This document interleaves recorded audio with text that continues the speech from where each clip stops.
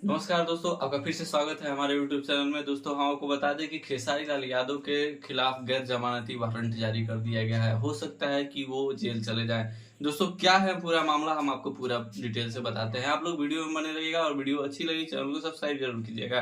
तो दोस्तों, बात ऐसी है कि 4 साल पहले खेसारी लाल यादव ने अपनी पत्नी के नाम पर रसूलपुर में, जहाँ उनका गाँव है, वहीं पर उन्होंने जमीन लिया था। 18 लाख का जमीन था। उसके बाद 18 लाख का उन्होंने पेमेंट चेक के द्वारा किया था।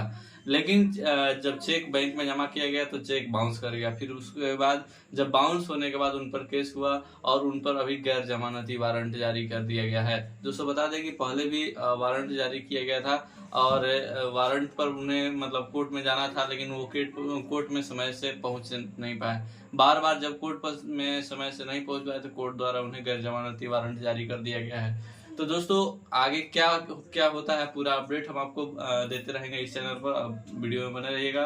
वीडियो अच्छी लगी चैनल को सब्सक्राइब कीजिएगा। और आपका क्या सोचना है इस बारे में, क्या खेसारी लाल यादव जेल जा सकते हैं, और इसके बारे में आप क्या सोचते हैं, कमेंट कर जरूर बताइएगा। वीडियो अच्छी लगी चैनल को सब्सक्राइब कीजिए, वीडियो को लाइक कीजिए। मिलते हैं अगली वीडियो में। तब तक जय हिंद, जय भारत।